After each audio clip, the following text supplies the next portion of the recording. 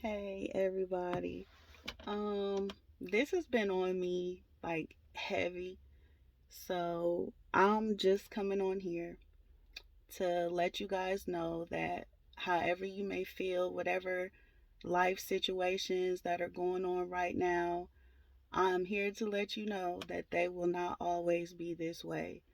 Um Everything changes in this world, nothing stays the same. And try your hardest not to think about the situation, even though it may be hard. You may not be able to pay your bills, put gas in your car, or whatever at the moment. But that moment will change, and you will be able to do those things that you want. You will be able to pay those bills. You will be able to put gas in your car. You will be able to go on that trip, buy that car, whatever. Just know that things will not be this way forever. Hold on, stay strong, and just know you will make it through. A lot of people in this world are really going through it, including myself. But I do not look at my situation because this is not the final outcome. I will be in a greater position than I am right now 2 days from now, 6 days from now, 2 years from now, whatever, because I know that my current situation is not what it is going to be forever. So, just a quick story to how your test can turn into your testimony. So, when I found out I was pregnant with my daughter, who is currently 6 years old, um, basically at a doctor's appointment, I think it was like at a 2 month doctor's appointment, I went to a hospital here. Well, should I say, I'm not going to say the hospital name or anything like that, but it was a hospital here in town that I love going to, by the way. But I went to my prenatal appointment, and at that 2 month appointment, I'll go into the room. They do a checkup. They put me on the monitor, make sure she's growing okay and everything. And the doctor just walks out of the room. She doesn't say anything to me. She just looks at the screen while she has me, has the ultrasound hooked up. She just looks at the screen and just walks out. Now, me, everybody know I'm sensitive, and I'm like, hold up, what's going on? Why you ain't telling me nothing? What, like, everything just went through my head. Like, is the baby not there anymore? Like, what's going on? I don't understand, and why are you not talking to me? So, after that, I heard her and other doctors in the hallway. And basically, they weren't whispering or anything. I heard them. And she went to get advice from these other doctors that were there. And they all agreed that I should terminate my pregnancy. Meaning, they came to me and told me that I should have a in-hospital abortion. I don't believe in abortions. That's just me. Whoever does, I don't knock it. That's your preference. But for me, I don't believe in abortions. So immediately, I just started praying because I'm like, God, these people are not, they don't have the last say. They don't, dictate what goes on with my body. I don't belong to them. My baby doesn't belong to them. And I know that the ultimate decision comes from Him up above.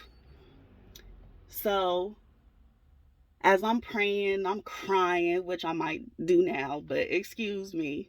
But it's all good though. So as I'm in the room crying, I'm just like, God, this could be the little girl that I always wanted. And I'm like, I'm not about to give up my baby just off of just some random time I go to the hospital and boom, something's wrong. So, how they came to that conclusion was the lady doctor who was checking me out had told me that my blood count was basically decreasing, meaning that my baby was eventually dying away inside of me. She told me that the number that I needed to be at was declining, and basically my baby would not be here any longer. So she told me I was at risk. I could lose my life from this, and yada yada yada.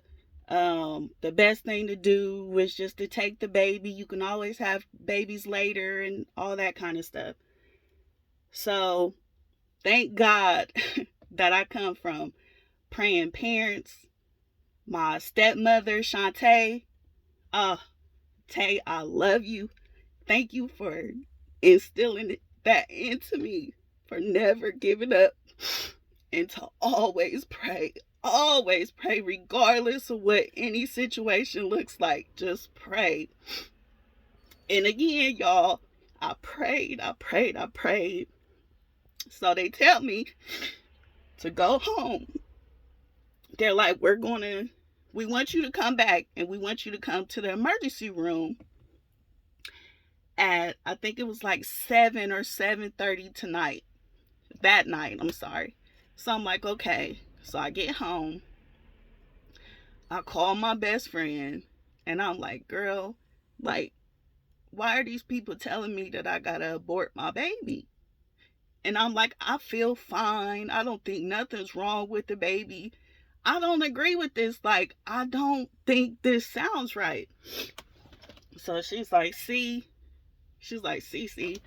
girl, get to praying. Because she's like, I don't think that this sound right either. She's like, girl, that baby ain't going nowhere. They just trying to stop this baby from coming here. That, your baby is like meant to be here, and she is going to be something because they are trying to stop her from being here. And I'm like, you know what? We just started praying heavy on the phone. So hours go by, and it's time for me to go to the hospital. I go to the hospital because they're telling me I could eventually die. So that kind of scared me. But again, all my faith was in God. So I get to the hospital, like I said. I show up and I tell them what I'm there for. And they sit me in the waiting room, in the emergency waiting room. So I'm in the waiting room. Again, y'all, I never stop praying. Mind you, it's 7:30, 8 o'clock-ish at night.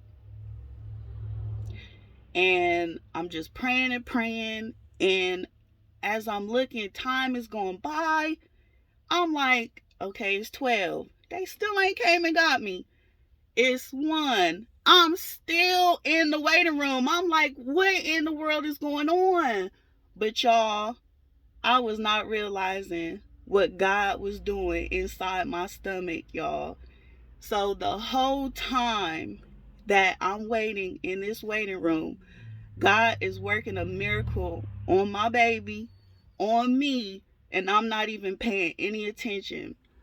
So I waited for so long that they finally came and got me at 5:30 in the morning. Imagine, I am in the waiting room from 7:30 at night till 5:30 in the morning.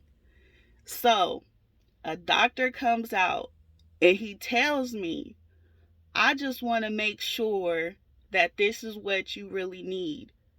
So we're going to issue you another ultrasound before we go on with this procedure.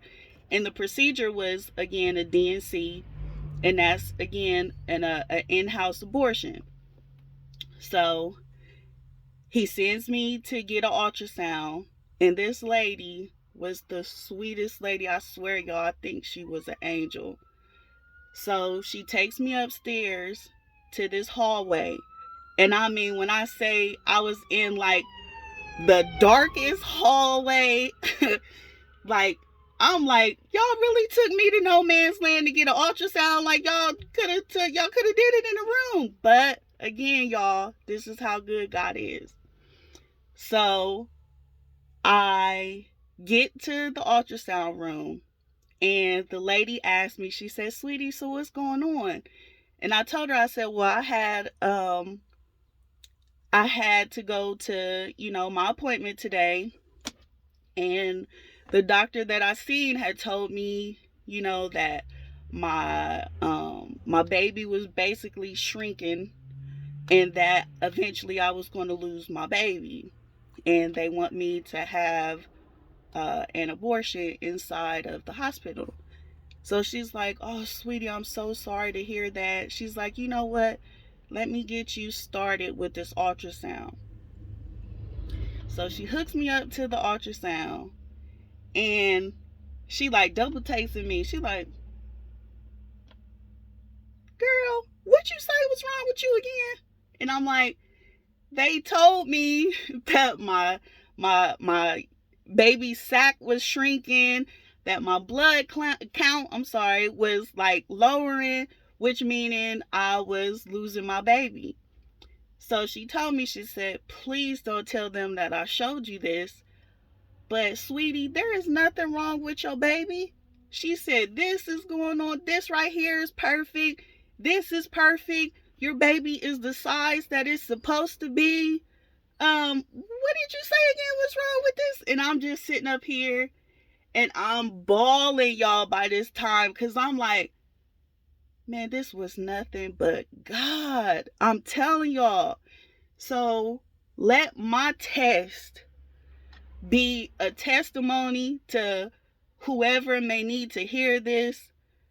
God saved my baby when it looked like I was going to lose my baby, when it looked like all hell was breaking loose for me. It really wasn't. Everything worked out for my good. And your ego, I'm telling y'all, y'all's ego will have y'all thinking that y'all's current situation will never change. It will never get better. But I am here to tell y'all, it will get better. It will. Never give up. Don't stress. Just know that them prayers that y'all are praying, those, things that y'all really want out of life, them cars, them homes, them relationships, the kids, whatever it may be, just know that it is for y'all. Y'all will have it. Everything that happens is for a reason. And I went through this, I believe, this one little situation in life that I've been through many, but I truly believe that this was a testimony. This test ended up being a testimony of mine to help others get through whatever challenging thing that they think is challenging, but it's really not. It comes back to your belief. And I truly believe that my baby is here for a reason. I believe I went through that situation for a reason. And again, I just want to encourage each and every one of y'all. Hold y'all's heads up high. Just know I love y'all. Y'all are loved, and everything will get better. I promise y'all. I promise you. I promise you. I promise you. Everything will get better. Even though it may not seem that way. Trust me, it will get better. I love y'all.